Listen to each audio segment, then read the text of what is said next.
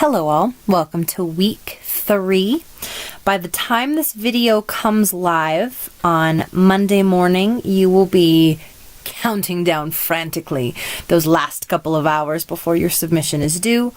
If you're like me, you've probably put it in the night before, 2 days before, so when you see this video, you've likely already finished your post for submission 1. You might be watching this and look at the clock and say, I've got a couple of hours left. To each is their own, right? You have your own writing life and your own schedule, and, there are a handful of people who think that you work better under pressure. I don't understand you, but there are a handful of people who do that. So your draft is done. Now is at the point in which you start thinking about I don't want to say entirely putting it aside, because hopefully this class serves the purpose of you working on your draft for a long and prolonged period of time, but at least forget about submission 1 for a bit. I don't want you to fuss and pick and think about what you did in the past necessarily. I want you to think forward, right? We're working now towards our revision, but I don't quite want you to revise yet. There is a kind of nuance to the middling drafts of writing. You write your first draft, you think that's it, you think that's the story, you think you're sticking to it, but it's not quite. And hopefully what you can get out of this week's lesson, or at least understand it, if not practice it yourself, is that there will be middle drafts to something. And maybe your revision at the end of the semester will be part of the middle draft. It won't quite be the next step, and it won't quite be draft 2 or draft 3 or draft 4. But when you write a novel or a long-term manuscript, whether that's a novel or a creative nonfiction piece like a memoir or a chapbook as in poetry, but whenever you're working on like a huge chunk of writing, you will find that your creative process can't quite be turned off, and that you're not quite done telling the story.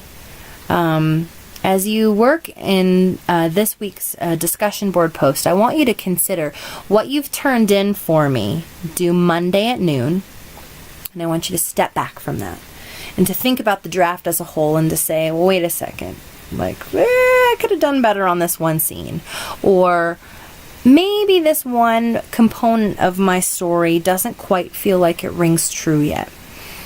I want you to consider what one thing is that you could rewrite in your draft already. You've turned it in, or hopefully turned it in by the time you watch my video.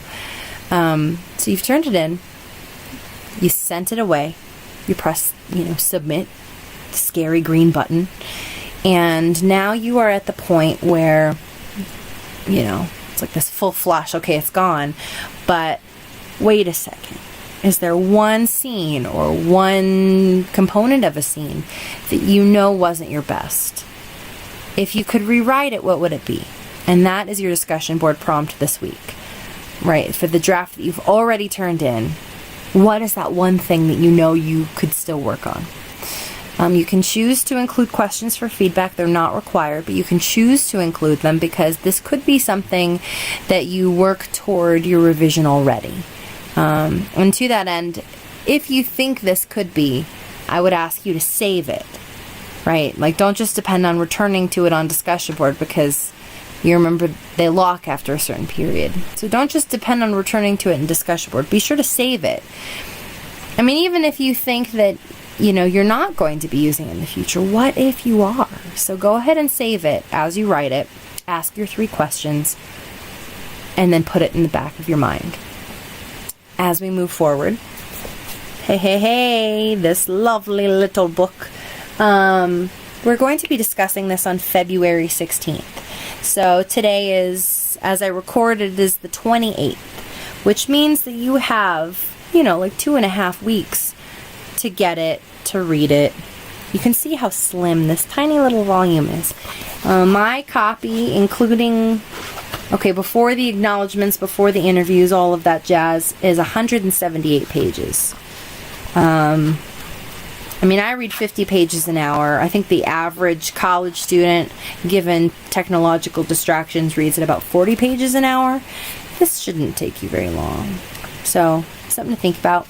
But start reading it now, because you know as well as I that, or at least you should know, as a writer reading, you don't just burn through the pages, right? You should be stopping. You should be reading. You should be considering what you read. I always recommend that college students purchase your books, because especially as writers, you should be doing this. Yes, I wrote in my book. I learned very quickly in my master's program that writers need to be annotating, right? Write stuff in the margins. Circle words you don't know. Look, I had a reference here for metaphors. So, like little notes to myself. Mark up your book. If you've rented it, probably not a good idea to mark it up, but I recommend that you buy it. This copy is $14.99. Buy it, mark it up, write notes in the margins, circle words, underline beautiful passages, because it's Neil Gaiman. Hopefully there's at least one beautiful passage you find. But start working on that now, and because when you do stuff like that, it will take longer to read a book. And before we get to the point of you assessing and analyzing what you've read, you might want to read it a second time. I mean, especially considering it's so short. Keep in mind, as we look ahead, you're going to have to talk about it for 10 minutes. So just something to think about. Look ahead. Start the reading now. Plan enough time in advance. I'm also the kind of reader where I like to read it in a book, but I also like to listen to it, because I'm also an auditory learner. So I've downloaded a copy on Audible. It was actually fairly cheap. And then there was also an author interview for, I think, like $2.99 or something. There are lots of tools and resources available to you, and of course, as it gets closer, I'll give you some articles to read and some interviews to read and that kind of thing. So, but just start it now. Start building on your knowledge now, and then the next thing you know, it'll be here, and then you'll be ready to talk about it. All right, everyone, have a lovely week, and I will see you next week.